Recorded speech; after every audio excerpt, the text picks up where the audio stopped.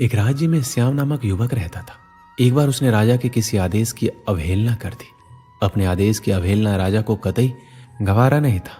जो भी उसके आदेश की अवहेलना करता दंड का पात्र बनता। श्याम को भी सैनिक बंदी बनाकर राजा के समक्ष ले गए। बाहरी दरबार में राजा ने उसे मृत्यु दंड सुनाया। अपने मृत्यु दंड पे श्याम बोले, महाराज, आपके द्वारा दिया गया मृत्यु दंड सिरोधारी है, किंतु मृत्यु पूर्व मेरा आपसे एक निवेदन है, और वो ये है कि मुझे कुछ समय प्रदान किया जाए ताकि अंतिम बार मैं अपने परिवार से मिल सकूं। राजा ने एक सिरे से उसका यह निवेदन अस्वीकार कर दिया। तुम पर कैसे विश्वास किया जा सकता है? यहाँ से जाने के उपरांत तुम वापस नहीं लौटे तो तुम्हारा यह निवेदन स्वीकार योग्य नहीं है।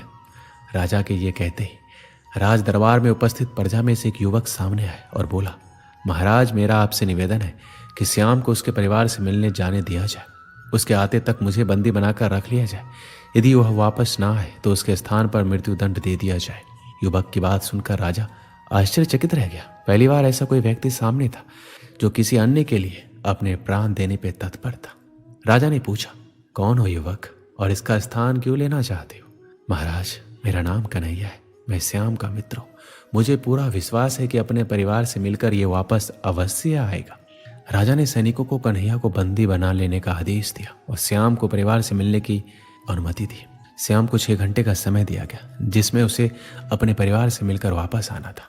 श्याम घोड़े पर सवार होकर अपने परिवार से मिलने पहुंचा। सबने मिलकर तुरंत वापसी की राह पकड़ ली। वह समय व्यर्थ नहीं करना चाहता था। समय पर राजा के समक्ष ना पहुंचने पर उसके मित्र के प्राण संकट में पड़ सकते थे। तीव्र गति से घोड़ा दौड़ाते वह राजमहल की ओर चला आ रहा था। एक स्थान पर वह घोड़े से गिर पड़ा और चोटिल हो गया। इधर निर्धारित 6 घंटे पूरे हो गए। श्याम राजमहल नहीं पहुंच पाए। इस स्थिति में कन्हैया को मृत्यु दंड के लिए तैयार किया जाने लगा। अपने अंतिम समय में कन्हैया ने श्याम को स्मरण किया और आंखें बंद कर ली।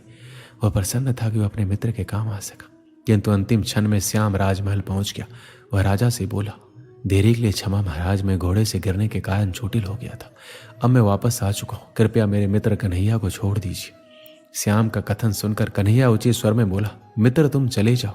श्याम बोला, नहीं मित्र, मेरा दंड तुम कैसे भोग सकते हो, और मैं तुम्हें ऐसा कैसे करने को दे सकता हूँ? मेरा दंड है, मैं ही भोगूंगा।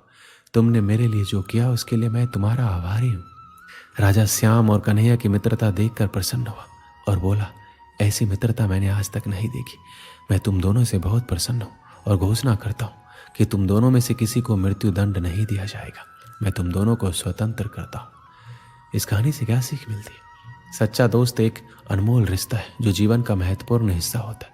वह व्यक्ति जो हर घड़ी आप पर विश्वास करता है और आपके साथ खड़ा रहता है, सच में महत्वपूर्ण होता है, क्योंकि वह आपके जीवन में साथी और समर्थन देता है।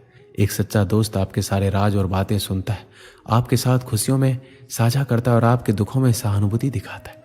सच्चे दोस्त का साथ आपके जीवन को अधिक मजबूत और सुरक्षित बनाता है। एक सच्चे दोस्त के साथ समय बिताना अद्वितीय और मान्य होता है, और इससे आपके जीवन में आत्मविश्वास बढ़ता है और आपके लिए एक सुरक्षित स्थान प्रदान करता है और आपके साथ हर मोड़ पर होता है। दोस्त जीवन की सफलता और खुशियों की दिशा में एक महत्वपूर्ण भूमिका भी निभाता है, और यह रिश्ता जीवन भर बना रहता है। दोस्तों, इस वीडियो में बस इतना ही। मिलते हैं अगली वीडियो में। अपना ख्याल रखिएगा। जय श्री कृष्ण।